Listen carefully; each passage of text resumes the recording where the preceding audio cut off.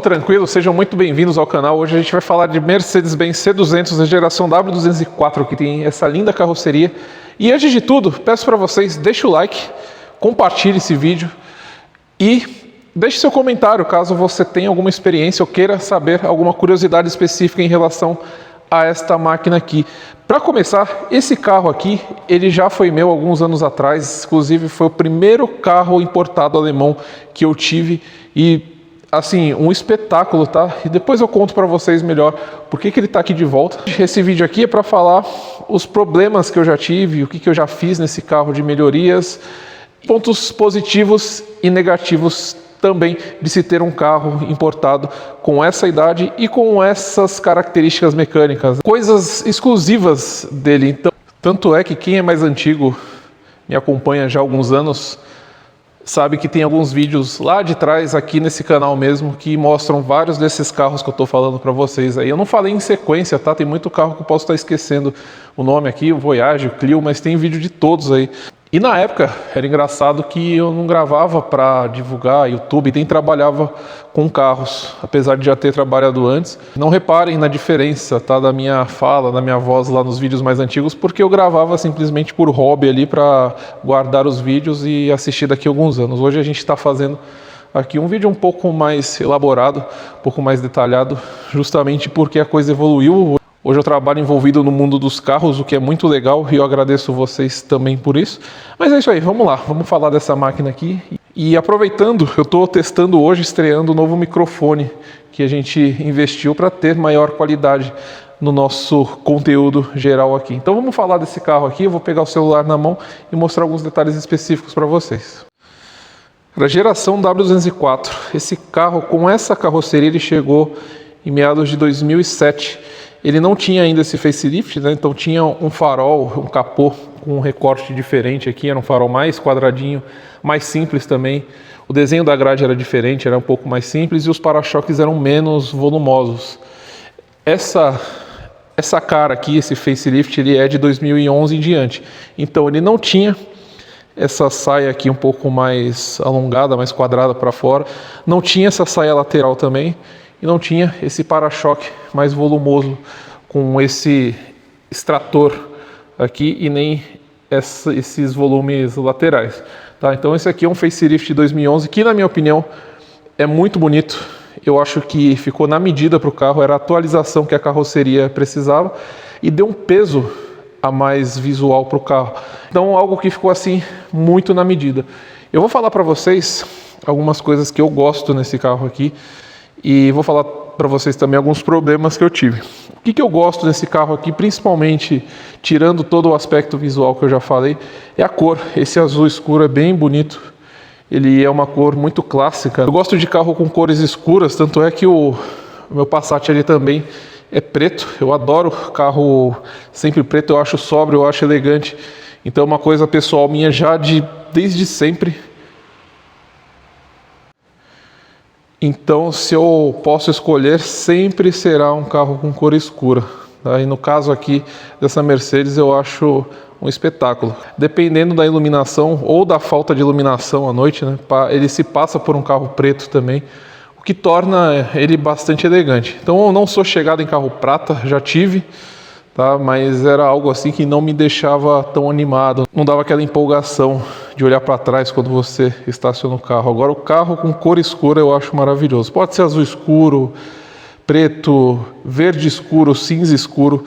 Sendo escuro, eu acho que ele ressalta demais as linhas do carro, e quando é um carro elegante do jeito que esse aqui, acaba ficando o casamento perfeito. Essa unidade aqui é uma C200 ano 2014, muita gente pode estar em dúvida aí porque ele parece muito uma C180 por conta de não ter o teto solar e ter essas rodas aqui de C180 dos anos anteriores. O que acontece? A Mercedes sempre fez isso em várias épocas diferentes. Quando ela está encerrando a produção de uma geração de um carro, ela vai tirando alguns opcionais do carro e deixa o carro um pouco mais capado de opcionais. E acaba que ele fica parecido com as versões um pouco mais simples. Então aqui, apesar de ser uma C200, não temos o teto solar. Temos as rodas igual da C180. Aqui no interior o volante é igual da C180, perdeu as regulagens elétricas que é padrão aqui na porta, para ficar também com regulagem de banco igual da C180, que é meio elétrico e meio manual. Mas o conjunto mecânico e alguns opcionais permanecem. Então temos o motor 1.8 M271, que tem aqueles probleminhas que eu vou falar depois aí da polia, que todo mundo fala, que todo mundo tem medo, né?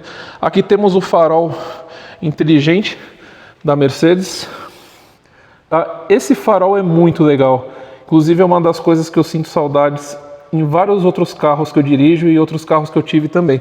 Porque ele tem uma função que é muito simples, de você deixar ele constantemente ligado no farol alto, e quando vem alguém no sentido contrário, ou quando aparece alguma pessoa na sua frente, algum carro, ele diminui sozinho. Ele tem um sensor que diminui para não ofuscar e não incomodar as outras pessoas que estão transitando, né? Seja a pessoa que está na sua frente num carro viajando no mesmo sentido que você, como uma pessoa que está vindo no sentido contrário. Então, esses faróis aqui, na minha opinião, são um espetáculo. E esse aqui é um opcional da C200, na C180 desse ano não tinha.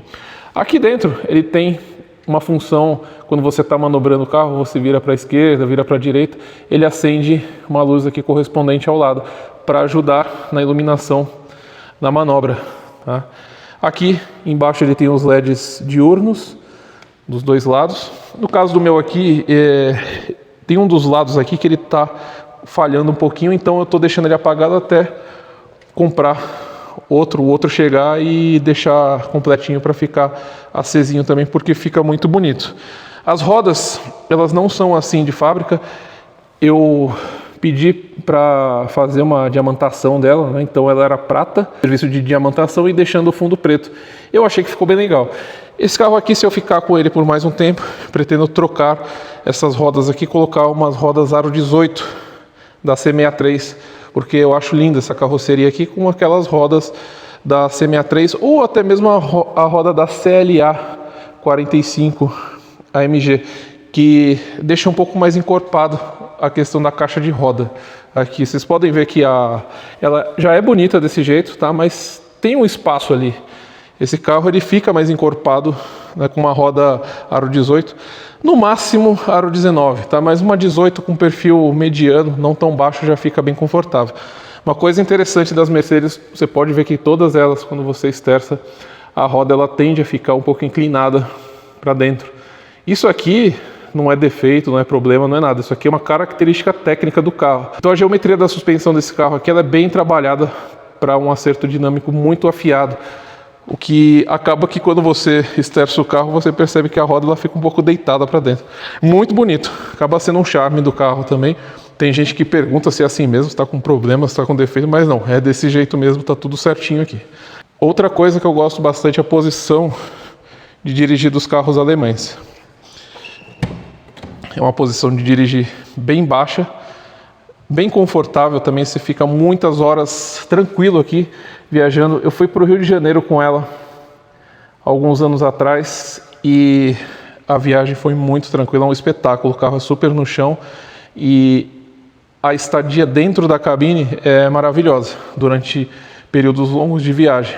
Aqui no banco de trás, apesar dele ter bancos bem confortáveis para os passageiros, o espaço para as pernas não é tão legal assim.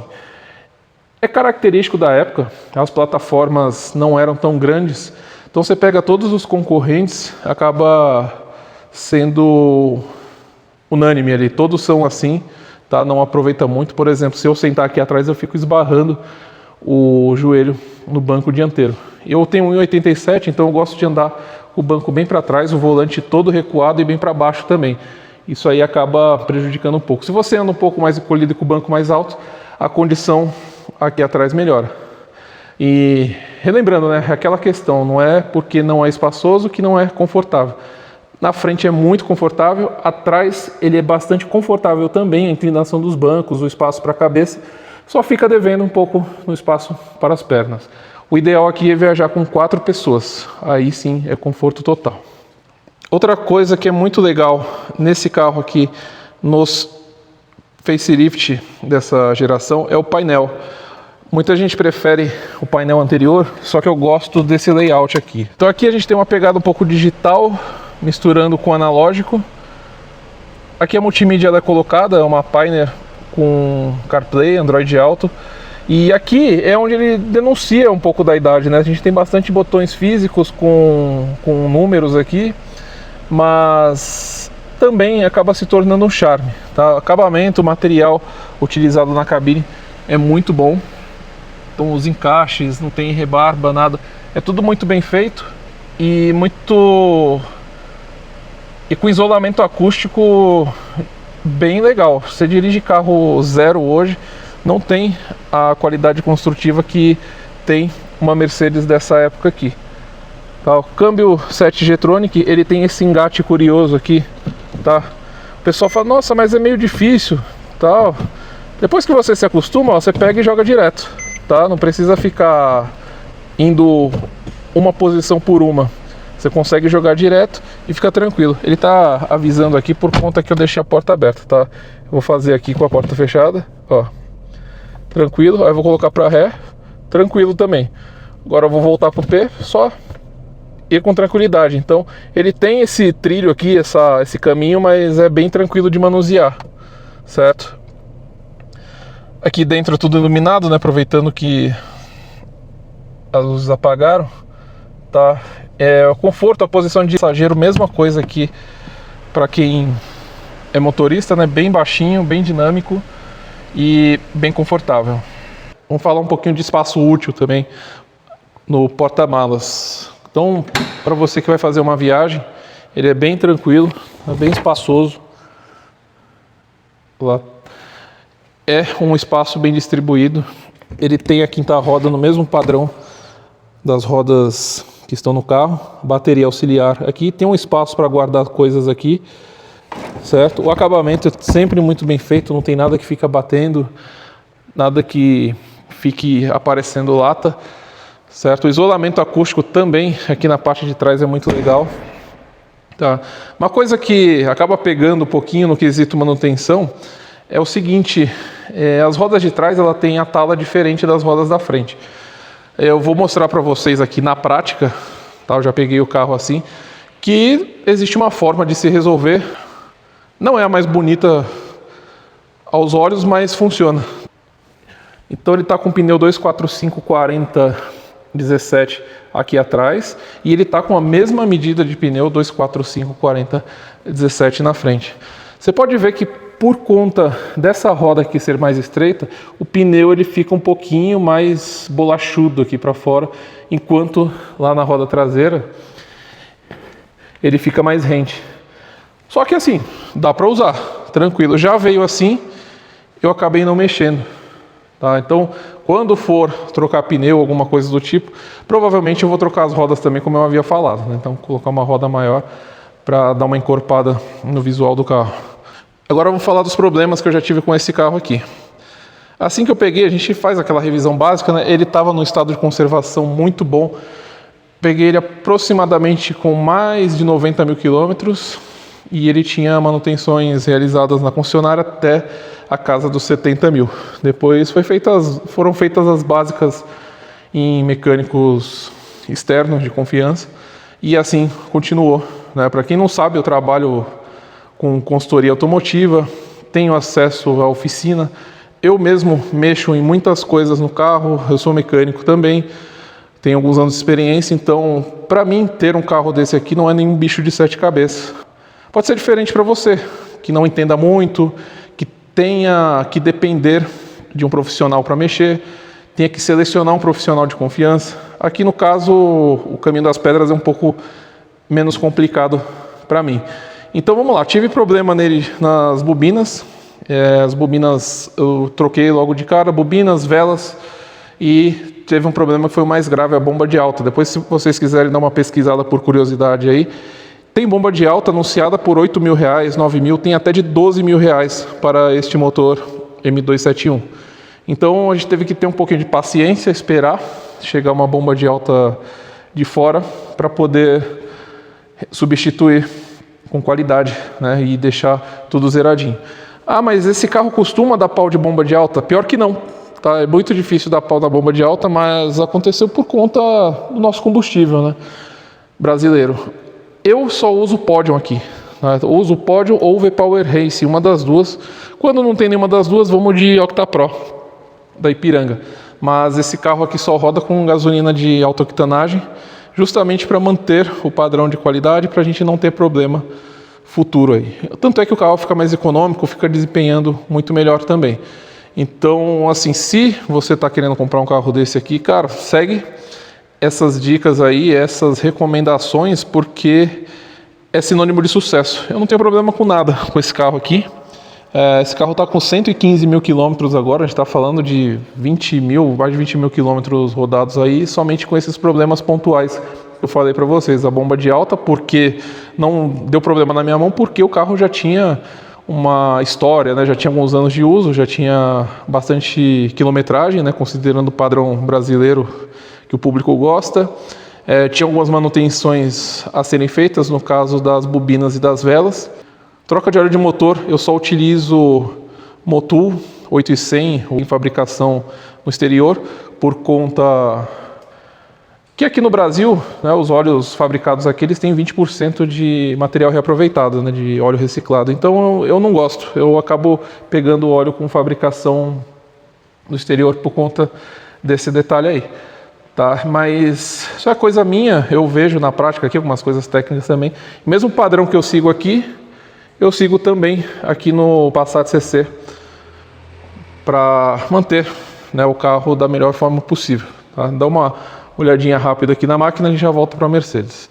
E agora falando, né, desse carro em si, em termos de utilização, dia a dia, fazer viagens, tudo mais, para mim esse carro era o carro de uso diário. Então assim, tinha que usar todo dia, tinha que ser confiável. Então eu gosto dele desse jeito que ele está aqui, com a pintura impecável. Ele tem alguns retoques, tá? Isso aí a gente viu antes de comprar, não tem nada estrutural, são só retoques superficiais, mas tudo muito bem feito, inclusive as medidas de micragem da pintura, ela é muito próxima do original. Isso não desabona em nada para mim, principalmente um carro dessa idade aqui. O carro é todo alinhadinho, tudo perfeito. E o que eu gosto de fazer sempre é questão estética, tá? Então esse carro ele é inteiro vitrificado. Então vou mostrar para vocês o aspecto da pintura aqui, tá? Então o que vocês estão vendo de brilho aqui não foi só para fazer o vídeo não, geralmente o carro tá sempre assim. A mesma coisa o Passat aqui, ó, o Passat ele tá até um pouquinho mais sujo, já faz alguns dias que lavou, mas olha lá, mesmo padrão, tá? Também com a pintura vitrificada, tudo protegido certinho. E a vitrificação de pintura é uma coisa que eu super recomendo, porque você fica com o carro mais bonito, além do que mais protegido, né? Fica com aquela hidrorrepelência que a gente gosta de ver, não gruda sujeira, fica mais fácil de lavar também, caso você precise de uma lavada rápida. O que você tem que tomar cuidado é aonde você vai levar para lavar, né? Senão acaba estragando o serviço ali. Então é mais essa questão mesmo, ainda mais em carros com cores escuras como esses dois aqui, tá? E vou mostrar para vocês um pouco lá do motor, né? Falar daquele problema crônico do M271.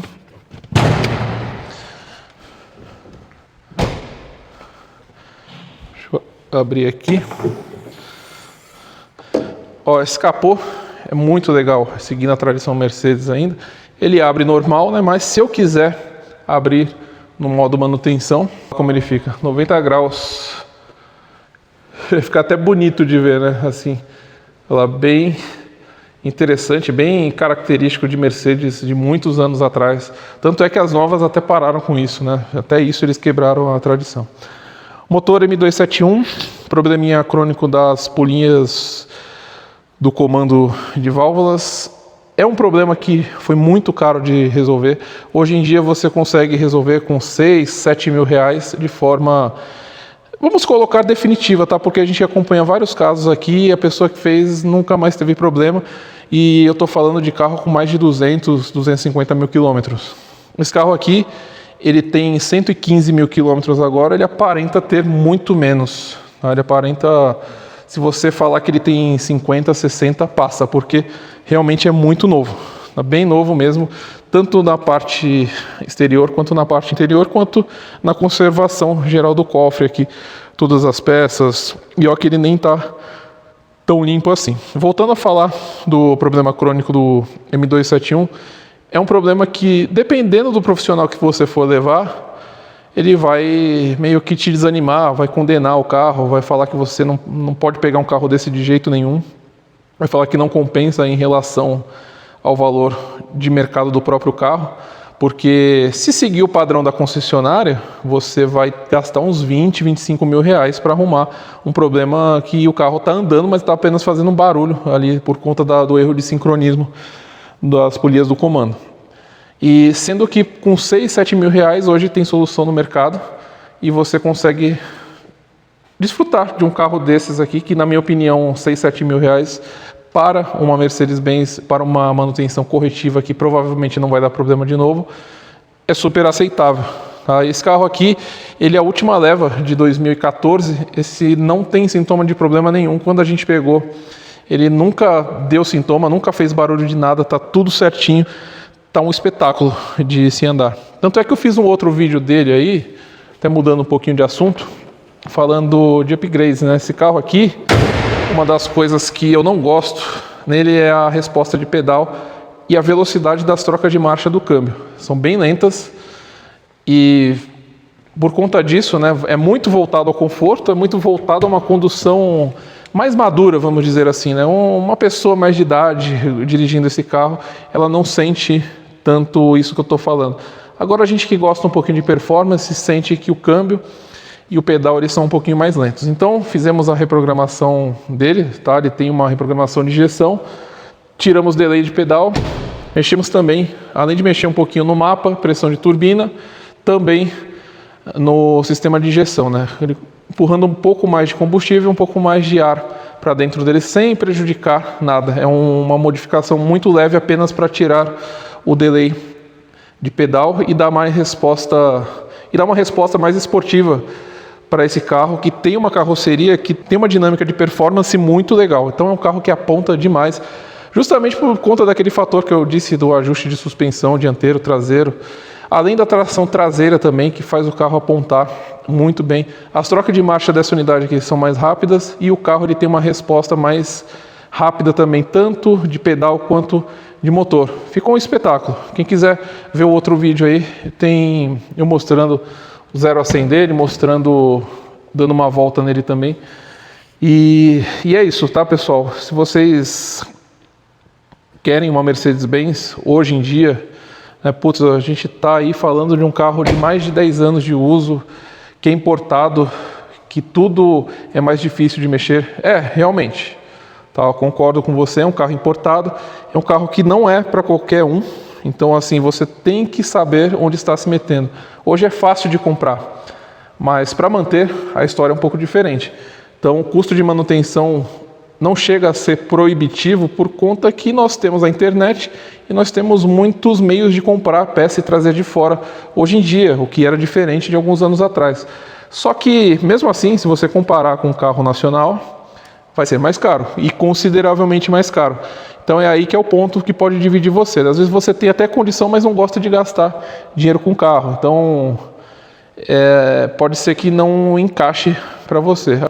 Agora, se você é o cara que só tem o dinheiro para comprar o carro e torcer que ele não quebre nunca depois, eu não recomendo para você. Então tem que comprar esse carro aqui com consciência de que é uma boa, é legal, mas que precisa de certos cuidados, como um abastecimento de qualidade, peças originais ou paralelas de primeira linha, nada de coisa falsificada de segunda linha, porque esse carro não aceita. Você vai trocar uma bobina, ela vai queimar. Você vai colocar uma bomba de alta ali de segunda categoria, não vai aguentar. Você vai colocar uma vela, não vai aguentar. Então, assim, tudo tem que ser de qualidade, tá? A suspensão dele é toda dimensionada para a dinâmica dele, então se você colocar coisa paralela também não vai dar certo, tá? E quando eu digo paralela, às vezes tem algumas marcas que são boas, tá? Eu digo, até corrigindo aqui, tá? Não paralela, mas não coloque coisa de segunda linha, coisa de marca ruim, porque esse carro aqui também não aceita nem na parte de freios, na parte de suspensão. É um carro que, no geral, ele é sofisticado e ele cobra por isso na hora da manutenção também. Então é isso, pessoal, é um dos melhores carros que eu já tive, tá? Um carro que está aqui conosco agora de novo, junto com o Passat CC, que é um espetáculo também, mas é uma outra pegada, né? Aqui a gente tem um 4 cilindros turbo, tá mexidinho, tá esperto, tem uma dirigibilidade bem diferente dos 6 cilindros inspirado ali, que é um carro maior, é um carro mais espaçoso, inclusive, tem mais equipamentos, tem ACC, frenagem automática, estaciona sozinho, entre outros detalhes. Ou seja, é um Volkswagen top de linha. Aqui, apesar de ser um espetáculo, nós estamos falando de um carro de entrada de uma marca premium. Então, é aí que está a diferença de dois produtos, né? Por isso fica até difícil de compará-los. Eu, particularmente, os dois têm bastante espaço aqui no meu gosto pessoal, porque cada um entrega uma experiência diferente em relação ao outro. Beleza, pessoal? Se vocês gostaram desse vídeo, como eu falei lá no começo, deixe seu like, compartilhem, tá? E, resumidamente, esse carro aqui é muito legal. É o carro para quem gosta de carro, gosta de dirigir, quer uma experiência diferente. Não compre se você está com dinheiro contado. Tem que comprar ele sabendo que ele tem um custo de manutenção um pouco mais alto e, de preferência, muito cuidado, pessoal. Tem um monte de carro aí maquiado, mal cuidado, de molecada que pegou para usar até acabar, dá uma lavadinha e bota para vender, dizendo que o carro está inteiro, mas está cheio de coisa para fazer. Tem gente que está normalizando esses carros serem problemáticos, de falar, não, você tem que comprar já sabendo que vai gastar 20, 25 mil, e na verdade não é assim. Tá? Se você comprar uma unidade boa, esse conjunto mecânico, essa plataforma, esses carros eles são muito resistentes. Então, se você comprar bem cuidado, você não vai ter dor de cabeça mensal, que nem muita gente prega por aí. Pelo contrário, você vai ter uma experiência legal porque é um carro que é diferente, é exclusivo, né? Agora, se você comprar uma unidade ruim, aí é complicado. Você vai acabar tendo dor de cabeça, como esse pessoal fala por aí. Então, essa opinião que eu estou dando aqui é a opinião de quem teve o carro, tá? De quem usou, levou a família para viajar para outros estados, fazia viagens todo final de semana com esse carro para o litoral, daqui de São Paulo para Santos, de São Paulo para o litoral norte, São Sebastião, Caraguatatuba, litoral sul do Rio de Janeiro, Paraty. Enfim, é um carro que servia, que esse é o intuito do carro, tá? Então, eu passo para vocês o cenário diante de uma unidade que foi bem cuidada, certo? Então, não vai cair nessas ideias aí que a galera fala que é tudo bomba, que é tudo ruim, tem que comprar preparado que vai estourar tudo. Não é por aí, só se você comprar um carro mal cuidado. E isso aí, de estourar tudo na sua mão, pode acontecer com esse, como pode acontecer até com esse aqui também. Tá? Não tem milagre, é máquina. Se tiver mal cuidado, você vai passar raiva do mesmo jeito. Só que aqui o custo é diferente, né? Aqui o calo é mais embaixo. Então é isso aí, pessoal. Se vocês gostaram desse vídeo, deixe seu like, compartilhe. Fico muito feliz de poder compartilhar essa unidade aqui, porque é um carro especial para mim. Foi meu primeiro carro premium, minha primeira Mercedes, meu primeiro carro com tração traseira, o primeiro carro mais potente que eu tive assim. E falando para vocês, eu tinha carro popular antes e todo o meu ciclo social só teve carro popular. Primeira vez que eu entrei numa dessas aqui foi magnífico, e a primeira vez que eu tive, então, foi uma realização muito grande, muito alta. Então, é por isso que eu falo, esses carros são especiais, desde que você pegue algo bem cuidado, para não te dar dor de cabeça, e também você não seja um desavisado que compre um carro desses aqui com dinheiro contado só para a compra do carro, sem estar preparado para o que vem depois. Uma coisa que a galera tem pesado bastante ultimamente é seguro. Então, o seguro desses carros aqui, eles são mais caros também, e de uns anos para cá tem piorado. Então, assim como tudo que eu falei de manutenção dele, todo o cenário específico de busca de peças, do cuidado que você tem e o custo que resulta no final, que é maior do que um carro normal, no seguro vai ser a mesma coisa. Então, dependendo da região que você mora e do tipo de uso, seu perfil, idade, pode ficar inviável. Às vezes um carro de 75 mil, 80 mil reais, não compensa pagar um seguro de 8, 10 mil reais, né? Então, acaba não sendo a opção para você. Ou você opta um seguro que tenha uma cobertura menor. Só que aí eu já não sei se você vai ficar feliz e tranquilo com isso. Outra coisa que eu queria falar aqui para vocês é em relação ao consumo de combustível. Esse carro aqui, como ele está com retrabalho de injeção, ele não está tão econômico como ele seria originalmente. Eu gosto de acelerar um pouquinho, eu gosto de uma retomada mais forte, de ultrapassar quando precisa. Então o perfil de dirigibilidade também não ajuda tanto aqui. Mas quando você anda tranquilinho, ele chega a fazer uns 8 na cidade e na estrada ele faz uns 14, tá? Então é isso, pessoal. Se vocês gostaram, deixa o like, compartilhe esse vídeo, deixa seu comentário aí se você tem alguma dúvida, se eu não falei alguma coisa aqui, complementa. E é isso aí. Valeu. Até a próxima.